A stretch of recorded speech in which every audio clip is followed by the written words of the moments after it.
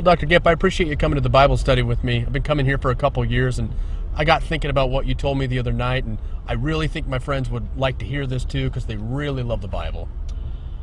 Well, I hope so, but I'll be honest with you, from past experience, I found that they'll probably be a little less than excited from what they hear.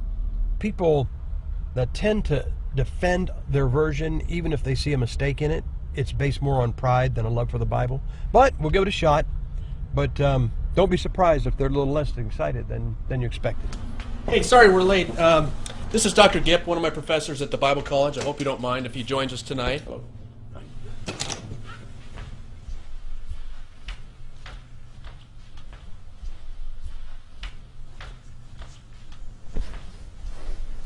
hey, thanks for coming, Sam. We've just been discussing some of the miracles in the Gospels in our group, so glad you came. Justin, why don't you tell us a little bit about your friend? Well, Dr. Gipp and I were talking after class a couple days ago, and he brought up this new concept about the modern translations, and I thought you guys might be interested in it. And I don't know, maybe you can explain it better than I can. Well, guys, I am a King James Bible nut. Now, you probably heard about those, but let me tell you what that means.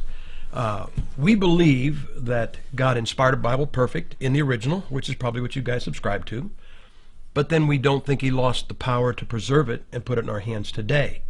Now, if God preserved his Bible to this day, it's got to be in one of the versions. It can't be in 100 or 200 different versions. It's got to be in one of them, and we believe it's in the King James Bible.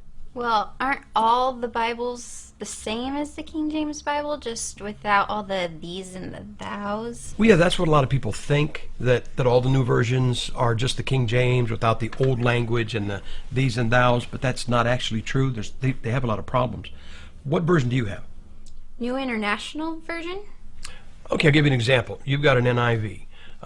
Read Matthew chapter 17, verse 21 for me, if you would. It's not there. Well, what comes after verse 20? 22? Well, it's okay. Read Matthew chapter 18, verse 11. It's not there. What comes after verse 10? 12? So you bought a Bible from somebody that couldn't count to 25? Well, those verses are in mine. Well, what version do you have? The New English Bible. Well, actually, there's a problem with that. That is probably common to just about every version here. Turn to Luke chapter 23. And while you're turning there, let me ask you guys a question. Do you guys believe in a hill called Mount Calvary? You probably sang a hymn or two about Calvary. You saw a church, Calvary Baptist Church, or, I mean, it's a commonly used word. Well, I'll tell you why. If you believe in Calvary, you believe it for only one reason. You believe it because of Luke chapter 23, verse 33 in the King James Bible. Because that is the single only place. I'll show you. Luke 23, verse 33, it says this, "And when they came to the place which is called Calvary." Now, that is the only time the word Calvary appears in the Bible. What does your New English say? It says, and when they reached the place called the Skull. Okay, what do you have? What version? Good News Bible. Okay, what does it have? The Skull. And what does your NIV have? Mine says the Skull. And I think I saw New American Standard, and you looked it up. What does it say? The Skull. And what do you have? Mine says Calvary, actually. All right. Do you have a King James? What do you have? The New King James? Well, let me ask you this. Do you have a in your hands New King James, or do you have a between your arms New King James? You don't know, do you? Mm-mm. Well, the fact is they've made running changes in the New King James and never told anybody about it. I'll show you. I've got a New King James. In Zechariah chapter 13, verse 6, the King James Bible has a prophetic reference to Jesus Christ. And in that verse, it says, "What are these wounds in thine hands?" Now this is a New King James Version. And here's what it says in verse 6. "And someone will say to him, what are these wounds in your hands?" Now they took out thine, but the prophecy is still there. So you got a King James Bible, "What are these wounds in thine hands?" And a New King James, "What are these wounds in your hands?" Now this is a 1982. This is when it first came out. That's the edition. What does yours say? Mine says, and one will say to him, what are these wounds between your arms?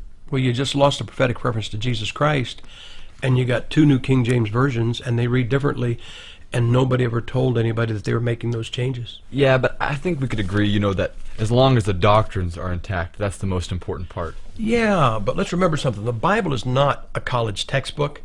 I don't know of anybody that says, hey, what are you going to do tonight? Well, I'm going to go home and read my college textbook. Like there's nothing else to do. The Bible is our source for preaching. It goes far beyond just doctrine. And one of the problems with modern translations is they tend to put problems where there were no problems before.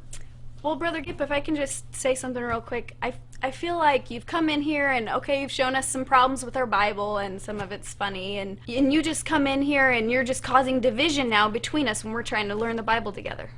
Well, I understand the sentiment of that statement, and sometimes it is construed that way, like you King James guys are causing division, and if it wasn't for that, we would have unity. But unity is just that. Think about this. There's probably no portion of Scripture known to the world, lost or saved, better than Psalm 23 out of a King James Bible. The Lord is my shepherd, I shall not want.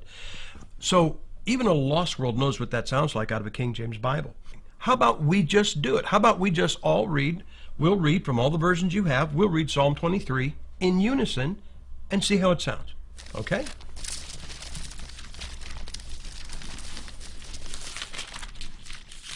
Now, before we read this, we all acknowledge from the Bible that God is not the author of confusion.